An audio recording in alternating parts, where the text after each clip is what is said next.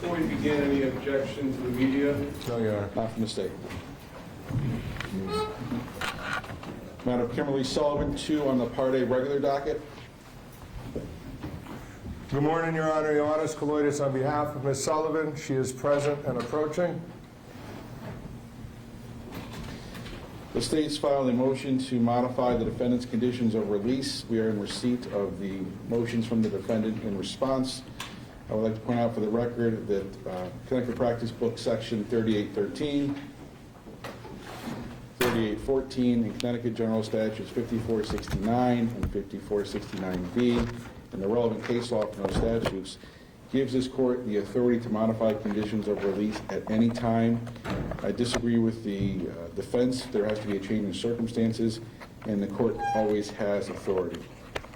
The state is renewing its request for EMS monitoring house arrest and in the alternate GPS monitoring. The state's also requesting that the defendant, if she has a passport, it be surrendered.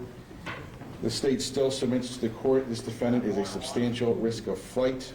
She faces the rest of her life or a significant period of the rest of her life incarcerated if she's convicted of these charges.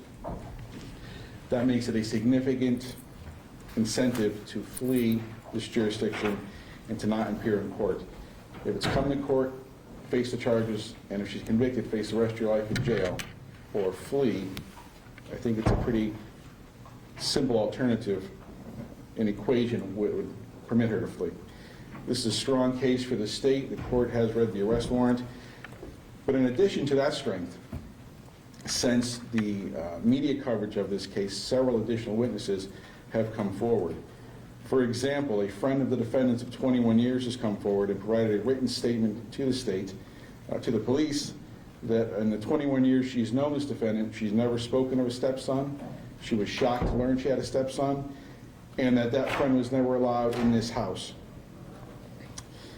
Additionally, I'd like to point out to the court, it's a domestic violence case with a domestic violence victim. The GPS monitoring or EMS house arrest is often imposed for far less serious crimes in domestic violence matters and other matters. Since the arraignment, the state has had an opportunity to meet with this victim.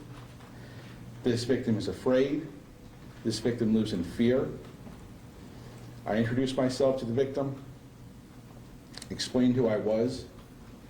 His first question in this fear is, why is she out walking around when I was locked up in a room for 20 years?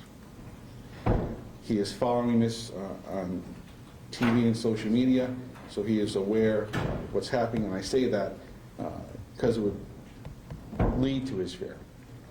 Based on all that, the state is asking for those conditions.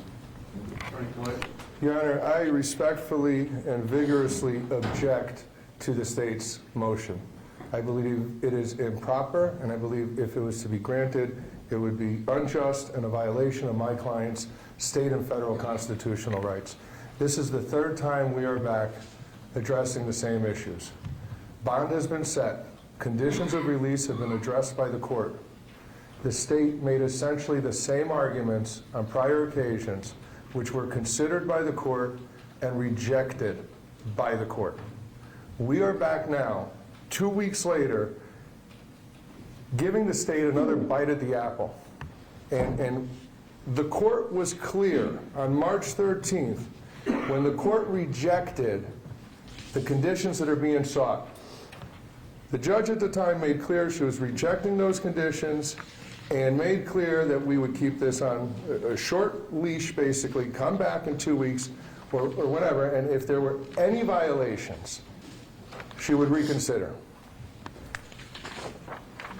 A defendant must be able to rely on the representations and the orders of the court.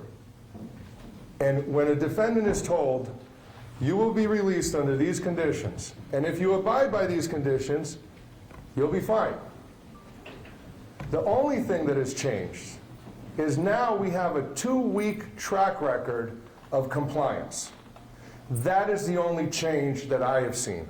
That is the only documentation that has been provided to me, or that I've been able to see so far, is a report from bail indicating a track record of compliance. So the only thing that has changed in the eyes of the defense with respect to the case is that my client has been complying with the conditions and has done what has been asked of her. Despite the fact that she's complied with the conditions, we're now back seeking to add additional conditions. And I understand that the whole world wants to convict Ms. Sullivan, and the whole world already has. But this is the only place, the only room in this country where we have an opportunity to protect her rights. And as unpopular as that may seem, that's what's at issue here. Her rights, no one else's. When we talk about the constitutional rights in criminal law, they're to protect the accused, regardless of how unpopular it may be. So, Your Honor, I think it would be, respectfully, Your Honor, I think it would be a mistake to add conditions at this time. And I filed a supplemental memorandum. And although it's my supplemental memorandum, I think to some extent it is the strongest argument and one the court should be the most concerned about. And that is protecting my client's right to a fair trial. She is presumed innocent. Maybe not to the rest of the world, but this is the one place where that presumption should remain.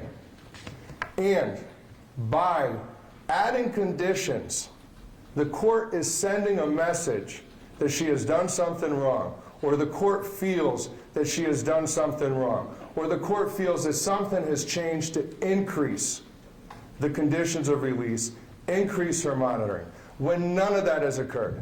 So by granting the state's motion, a message is sent to the world that the presumption of innocence means nothing. And that cannot happen, Your Honor. And the presumption of innocence is tied to bail.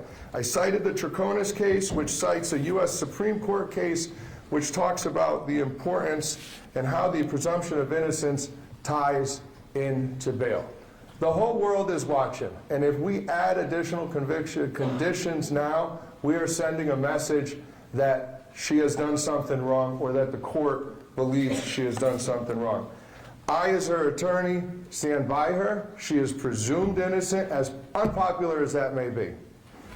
Now, getting back to my original arguments in this, Your Honor, the court on Wednesday referenced the Ayala case. And I looked at the Ayala case, and this is distinguishable. Yes, the court has the inherent authority to set conditions and modify conditions. Just because the court has the authority doesn't mean that it should exercise that authority. And I'd ask the court not to exercise that authority.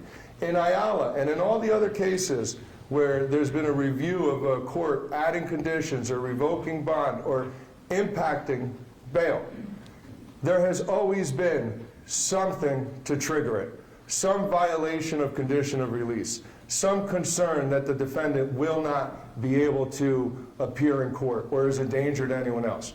She has appeared in court despite the difficulty in getting here.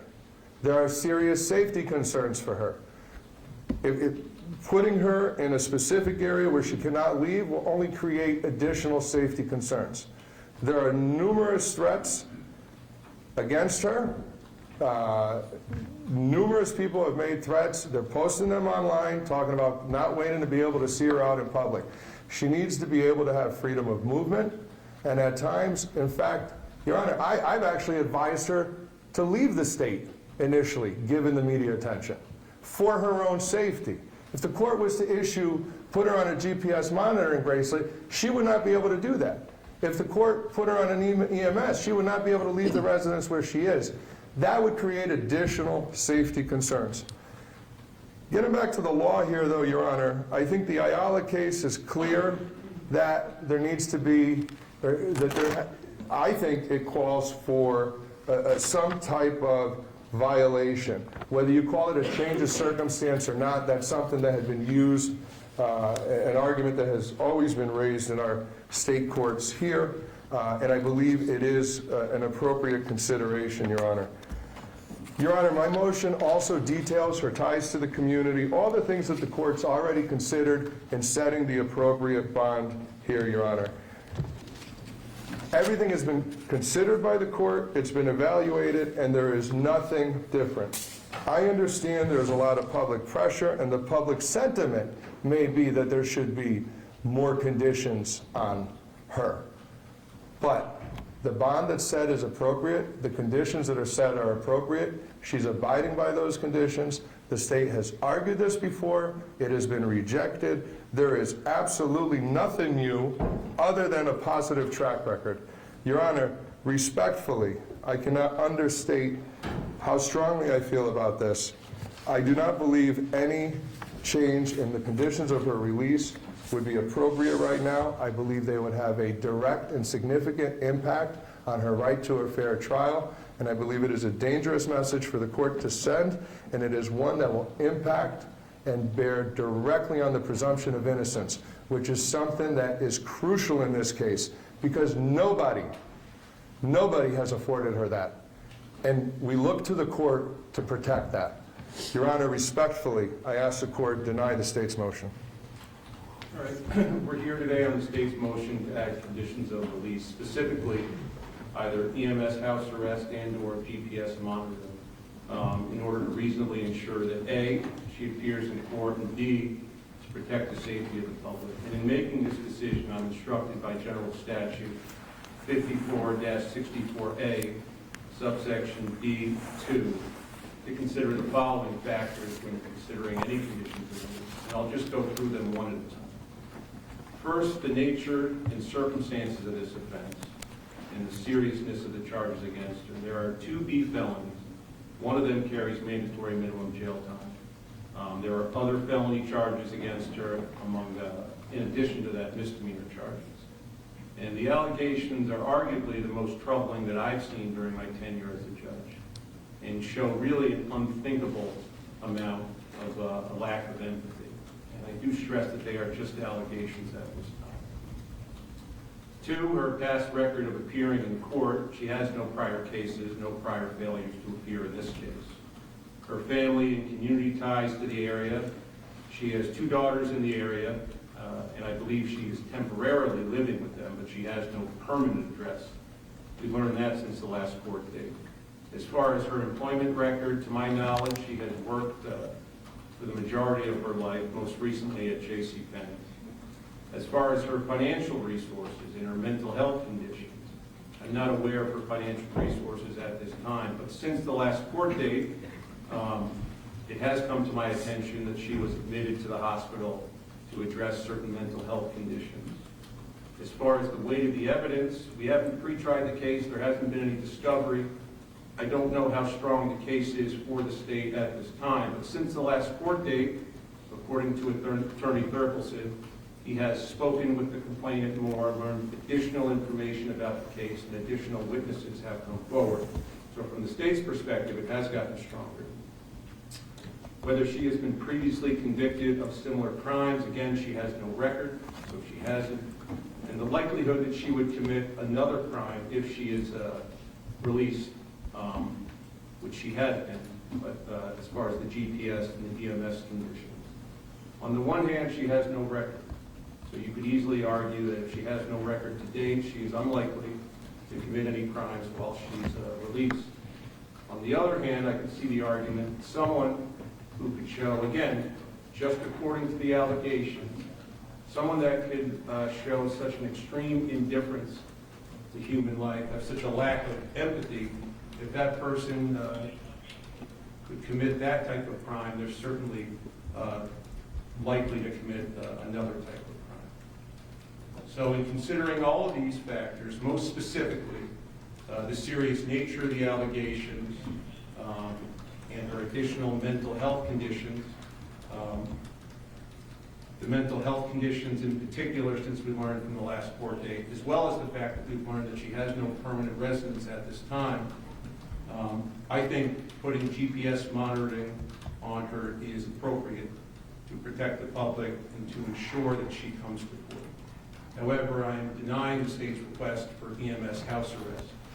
I don't believe, given the factors I consider, that that is wrong. As far as the next court date or any additional issues? Your Honor, may we enter a not guilty plea and make a jury election today? Yes. Noted for the record.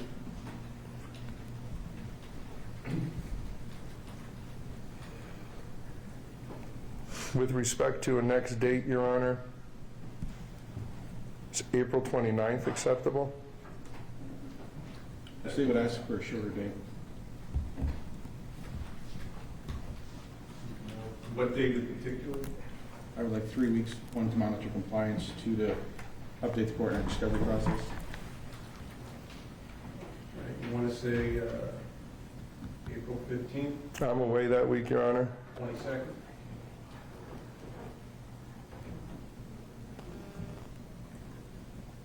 I have a conflict that day, Your Honor. Can we do the 21st? Actually,